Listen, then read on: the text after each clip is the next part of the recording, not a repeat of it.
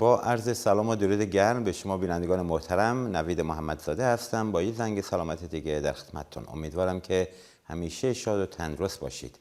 همینجوری که در پیام ها و کامنت های شما عزیزان دیده میشه، واقعا خوشبختم که این برنامه ها تونسته اینقدر فراگیر بشه و روز به روز بر تعداد بینندگان زیاد میشه و باعث افتخار بنده است که تونستم این همه برنامه براتون تولید و ارائه بکنم و همینجوری که قبلا هم اشاره کردم از محتوا و کیفیت برنامه ها میتونید 100% خاطر جمع باشین، چرا که تمام اینها را بر مبنای شواهد و تجاربی که بنده کسب کردم و مخصوصا مقالات و تحقیقات روز دنیا براتون ارائه میدم و میتونید با خاطر جمعی این تمرین‌ها را انجام بدین و طبق گفته های شما عزیزان مشخص شده که هفته‌ای 10 نفر پیام میدن میگن ما تمرین‌ها را انجام دادیم و آسیب و بیماری ما بهتر شده. پس در اینکه تمرین باعث بهبودی میشه، در اینکه تمرین باعث ریکاوری و پیشرفت شما به مراحل بعدی ورزش و سلامتی میشه، هیچ شکی نیست.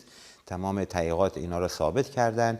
فقط مهم اراده و خواست شماست که بایستی بعد از چند روز استراحت شروع کنید به یه سری تمرین ها، از راه رفتن معمولی ساده بگیرین تا 2 تا پله بالا پایین رفتن، تا 2 تا نشستن و برخاستن روی صندلی و 10 تمرین دیگه که برای هر عضوی از بدن بنده برنامه ارائه دادم و تمام این برنامه ها در آرشیو تلویزیون و همچنین یوتیوب ما و سایر سوشال میدیا و مخصوصا تلگرام ما که چند هزار نفر الان عضو هستن و مرتب این تمرین‌ها را مردم برای دوستا و آشنایشون میفرستن و بازم توصیه میکنم حتما این برنامه‌هایی را که نگاه میکنید برای دوستا و آشنایتون بفرستین و یوتیوب و تلگرام ما را به دوستان و آشنایتون معرفی بکنید که اونها هم بتونن استفاده بکنن. امروز میخوام برای شما عزیزان در رابطه با التهاب تاندون آشیل پا براتون حرف بزنم یا آکیلیس تندونایتیس، که همینجوری که در برنامه مچ پا براتون توضیح دادم. مچ پا یکی از قسمت‌های خیلی مهم بدنه، چرا که تمام فعالیت‌های ما از راه رفتن و نشستن و برخاستن گرفته تا هر نیرویی که به بدن وارد میشه در نهایت از طریق پا به زمین میره و همچنین نیروهای دیگه از زمین به طرف بدن وارد میشن و به همین لحاظ هست که حرکت مچ و بالانس و کیفیت این مایچه ها و تاندون ها و لیگامنت هایی که در مچ پا هستن خیلی حائز اهمیته. خب دیگه بنده به جزئیات مچ پا وارد نمیشم. 10 مفصل اینجاها داریم، از مفصل انگشتان بگیرید، بعد همجوری میاد پایین ردیف دیگه اینجا هست، یکی اینجا هست، 2 تا ردیف مفصل بزرگ اینجا داریم که خیلی حائز اهمیتن در قوس کف پا و بعد میرسیم به مفصل مچ پا که خیلی حائز اهمیت موبیلیتی و دامنه حرکتی کافی و همچنین عدم خشکی و تورم که برای راه رفتن و 10 فعالیت دیگه لازم داریم.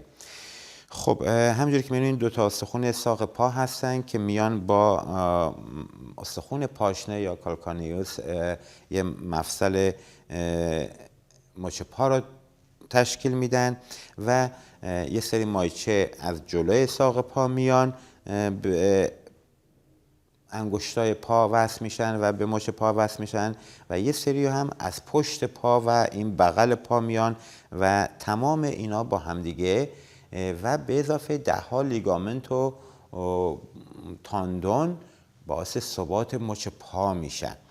معمولا مچ پا خیلی در معرض آسیب قرار داره، یکی به خاطر ورزش ها و فعالیت هایی که ما میکنیم، برفرض برای دوندگان، فوتبالیستا و کوهنوردی، والیبال، بسکتبال، تمام اینا با هر پرشی که میکنیم کلی فشار و نیرو به این بافتای مچ پا وارد میشه که میتونه یا غضروف بین این استخوان‌ها آسیب ببینه یا مچ پا پیچ بخوره آسیب ببینه و یا شین اسپلیت و یا از همه مهمتر التهاب تاندون آکیلیس هست که خیلی شایع هست این آسیب در بین ورزشکاران و تقریبا میتونیم بگیم تمام آسیب های تاندون آشیل به دلیل ورزش و استفاده بیش از حد هست که باعث کوتاهی بافت میشه و یا فشار زیاد که روی این بافت هم جمع میشه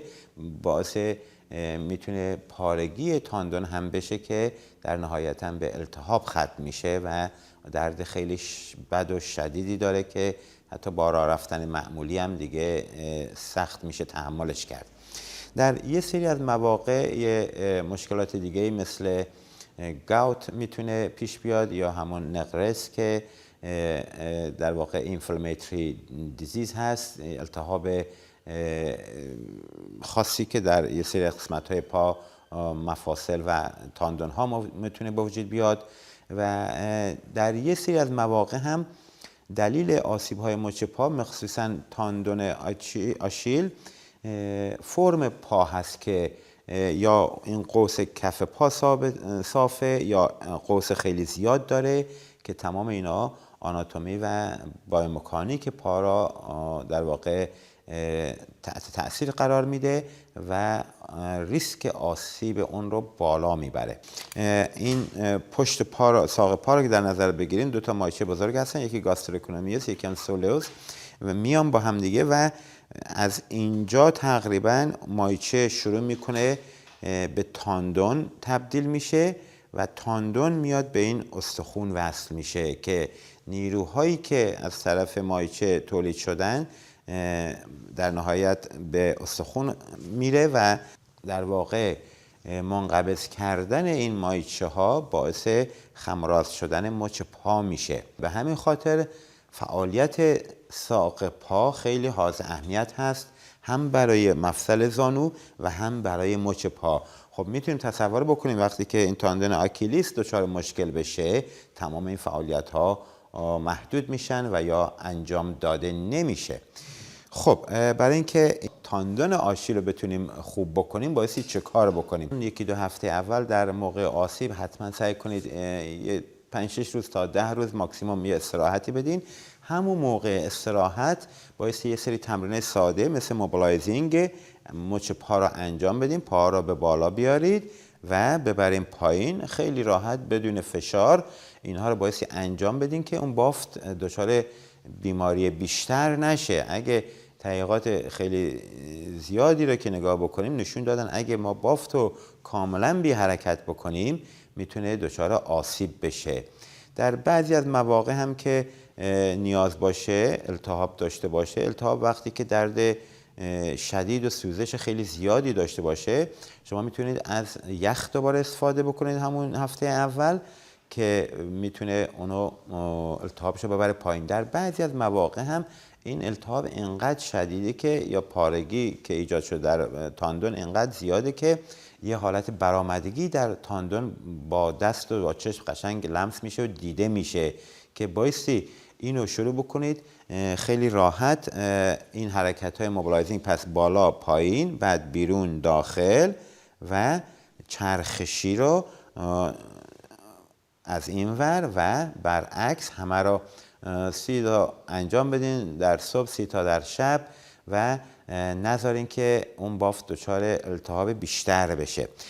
بعد یک کش میگیرید به دو طرف این مچ پاتون با دستتون میگیرید و حالا شروع میکنیم کم کم لودینگ تاندون. خیلی نرم فشار میدین و 15 دفعه اینو انجام میدین که الان که وقتی به جلو فشار میدیم فشار خیلی کمی به بافت آکیل میاد و تکرار کن و در آخر اینجوری میکشید تا عقب قشنگ که کشش بیاریم. معمولا یکی از دلایل اصلی آسیب تاندون به خاطر کوتاهی اونه که این مایچه ساق پا کوتاه میشه و در نهایت تاندون هم کوتاه میشه. به همون خاطر بعد از تمرینات ایروبیک معمولا این بیشتر پیش میاد بایستی حتما ساق پا و تاندون آکیلیس را شما کش بیارید. خب پس این تمرینای هفته اول و دومه که یکی بعدی را بیرون و داخل میبرید. چرا اینو انجام میدیم؟ برای اینکه اینا رو که تقویت میکنی ساپورت میکنن تمام مفصل پا را.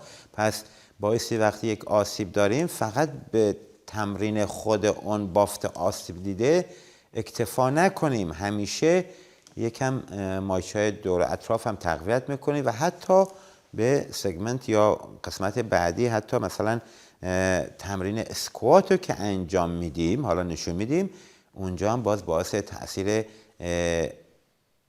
و تقویت ساق پا میشه. خیلی خب، پس یکی بعدی باز با همین یک پا را میبرین جلو و عقب. آفرین.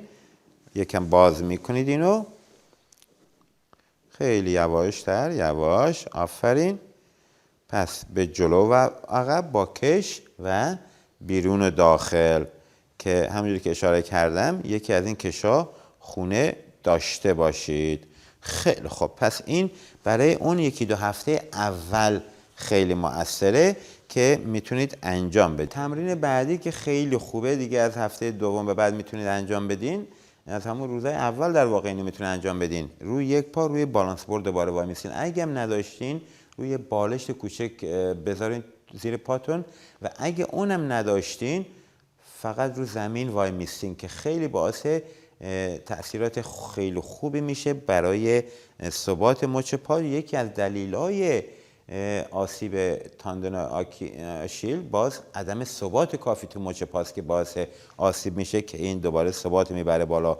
ثبات هم یعنی این که تقویت کافی لیگامنت ها و تاندون ها و مایچه های کوچک اطراف هر مفصل که وقتی شما برفت میدوین و میاین روی یک پا یا ادامه میدین، پاتون بتونه اون ثبات رو داشته باشه که پیچ نخوره و فشار به بافتای دیگه نیان. خب یکی بعدی، در این حالت وای میسین، دوباره اینو انجام میدین.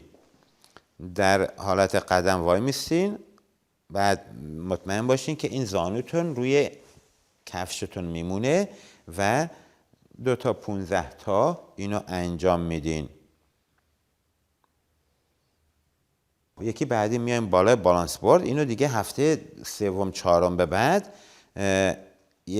روی یه پا اینجوری میریم بالا و پایین که سینگل لگ اسکوات خیلی تمرین خوبیه. خیلی خوب، اونم کافیه. خب حالا اینا رو که انجام دادین، بعد در هفته دوم به بعد ببینید اینا رو دوستان، من چون دیگه برای خونه براتون میگم، بایستی حواستون باشه که اینا رو بیلداپ بکنید و به بدنتون گوش کنید. بهترین در واقع جواب و بدن به خود ما میگه که الان من میتونم این درد رو تحمل کنم برم بیشتر بکنم یا نه. همیشه موقع تمرین اگه درد شما زیر 3 و 4 بود انجام بدین. اگه تمرین انجام دادین و دردتون بیشتر از 4 و 5 اینا بود تا 10 دیگه اون تمرین رو انجام ندین. یا برفرض من میگم 1 دقیقه روی پا وایستین، شما 20 ثانیه وایستین. مهم اینه که شما حداقل تمرین رو انجام بدین، ولی برای رکاوری کامل بایستی این تمرین ها بیشتر بشن و تا موقعی که شما برگردین به اون 2 میدانی که انجام میدین. خب تمرین بعدی، رو 2 تا پاشنه میایم پایین و بالا. آفرین. خیلی عالی. اینو زیاد انجام ندین، 2 تا 10 تا کافیه و باعث تقویت بافت تاندون آکیلیس میشه.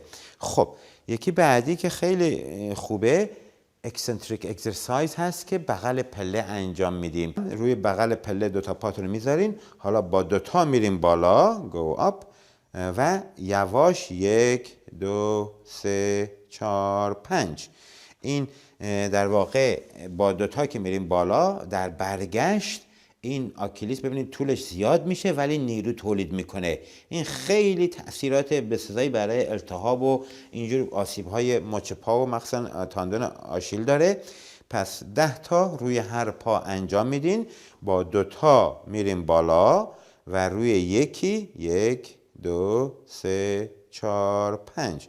پس با 2 تا میریم بالا و اونو ور میدارین، یواش یواش یواش میاییم پایین که اینم به این نفع 2 تا 10 تا را انجام میدین. تمرین بعدی که خیلی خوبه، برای تقویت مچ پا و حس عمقیه که روش کار میکنه، همون پروپریوسپتیو ترینینگ هست که برای بالانس و تقویت مچ پا و ثبات اون و یا اون حس عمقی خیلی حائز اهمیت است.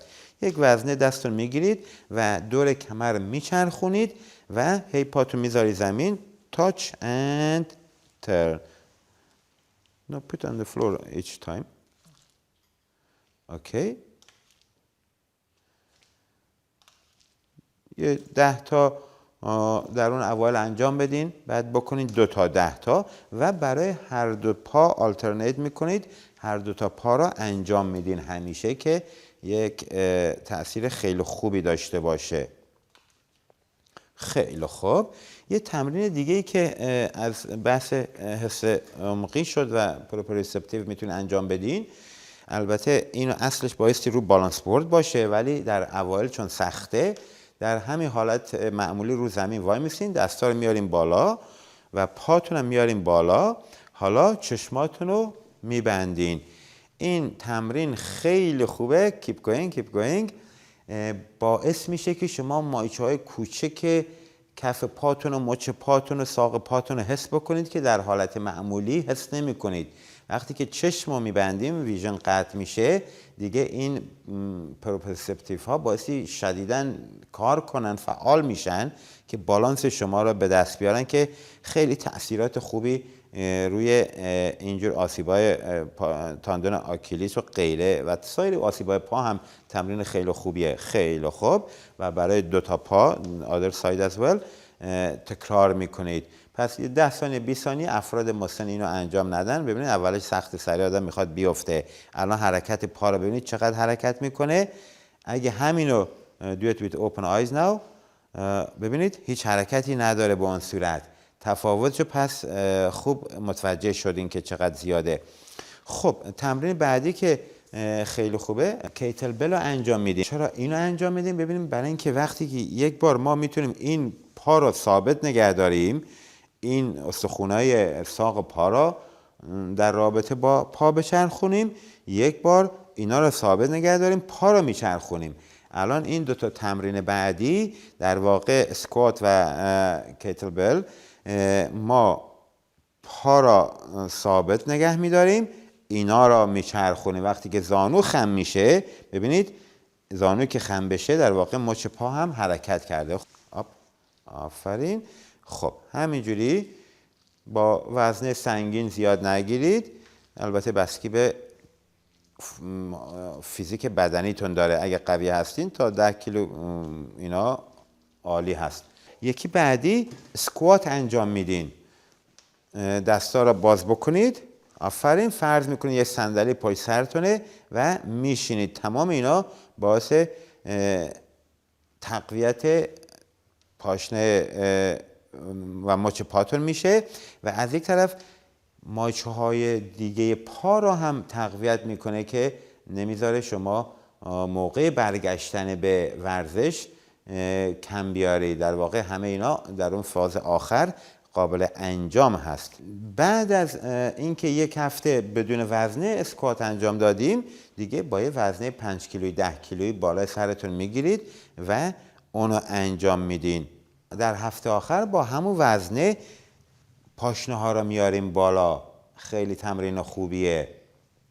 و در نهایت هم پا رو میاریم بالا، یه 5 ثانیه نگه میدارید، میرین یکی بعدی، میاریم بالا و راه میرید. لانگر یس که خیلی خوبه. هفته آخر که رسیدین فول لانجز انجام میدین. با اول بدون وزنه بهتره. That's too big, not such a big one. Okay. Don't go too far also. خب شروع کنید خیلی راحت این تمرین رو انجام بدین، لانجز، که منتها میگم اینا را همونجوری که در برنامه دیدیم ما از 0 شروع کردیم تقریبا تا به اینجا رسیدیم که دیگه بدنتون آماده شده و دیگه اگه فوتبال بازی میکنین یا دو میرین یا هر تمرین و ورزش دیگه‌ای که انجام میدین، الان وقتشه که اون تمرین مربوطه با اون انجام بدین. بر فرض 2 کیلومتر شروع میکنین به 2، بعد 3 کیلومتر، بعد 5 کیلومتر تا به اون 10 کیلومتر یا 15-20 کیلومتری که میخواستین میرسین. اگه فوتبال بازی میکنید و آشیل پاشنتون آسیب پیدا کرده، در اون 2-3 جلسه اول من معمولا به مریضان میگم 30% بازی کن، بر فرض به اندازه 30% انرژی بذار بدو، یا مثلا یه رو بازی کن اگه یکی دیگه دوستات میتونه تعویض بشین. به این حالت ها باعث تمام این مسائل مدیریت بشه. یا بر فرض اگه سر کارتون پله 3 طبقه دارید، در آن اوایل باعث همه اینا مراعات بشه که فشار بیش از حدی به بدنتون نیاد. خب در آخر کارم همیشه کششی ها رو انجام میدیم که استرچینگ کافو نشون بده. تکیه میدیم به دیوار، lean against something، آفرین. و الان این مایچه و آکیلیس پشت پاشنه خوب دیده میشه. باز مایچه شینتون هم اینجوری پای دیگر هم انجام بده، کش بیار، آفرین، که اونم به خاطر آسیب های آشیل اون هم میتونه ضعیف بشه و تنشن و کوفتگی بالایی داشته باشه که اونم به این مدل کش میارین. و خب بعد کششی هم که نشون دادم، 2 تا پاشنه رو ول میکنین بره پایین، همینجوری وای میستین، اینجا رو قشنگ ریلکس کنید، بذار وزنتون بره پایین، آفرین، و 30 ثانیه 40 ثانیه نگه میدارین، باز ریلکس میکنین و 3 دفعه تکرار میکنید.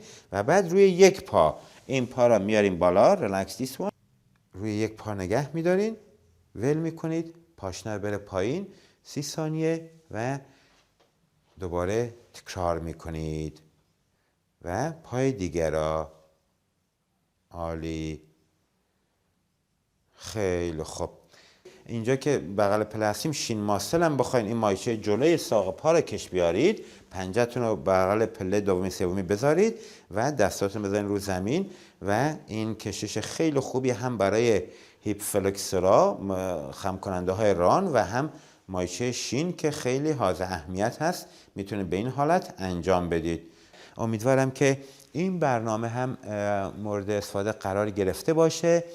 خیلی ممنونم از تمام محبت و لطفی که دارید. حتما به یوتیوب و تلگرام ما سر بزنید. و عزیزانی هم که در لندن هستن، اگه بیماری‌های نورولوژیک یا قلب و عروق دارید و میخواین در این برنامه به عنوان مریض بیاین شرکت بکنید که بدن شما رو ارزیابی بکنیم، بیماری شما رو ارزیابی بکنیم و برنامه درمانی هم بهتون بدیم که سایر هموطنان میتونن استفاده بکنن، حتما با ما تماس بگیرن که برنامه متنوع بشه. و یا دوستانی هم که در داخل ایران یا هر جای دیگه مشکلاتی دارن، دوست دارن با بقیه شیر بکنن بیماریاشونو، با ما در تماس باشین، کلیپ های 1-2-3 دقیقه بگیریم بفرستین. متاسفانه مردم ما یکی بیماری دارن همه قایم میکنن از همدیگه، در صورتی در کشورهای دیگه چرایتی ها و گروه های مختلفی از بیماری های مختلف هست که اینا میرن با همدیگه میشینن، حرف میزنن و تأثیرات خیلی زیادی داره. درمان های و تمرین های گروهی دارن. فیزیوتراپیست برفرض میره برای 20 نفر که بیماری قلب دارن با اینا صحبت میکنه، تمرین میده. اینجور مسائل ما تو کشور ما خیلی کم دارین.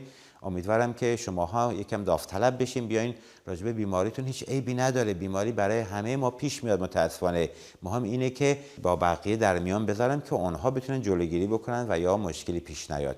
خب در اینجا به پایان برنامه رسیدیم. تا برنامه بعد و هفته بعد شما رو به خدا میسپارم. روز و شب خوش. خدا نگهدار.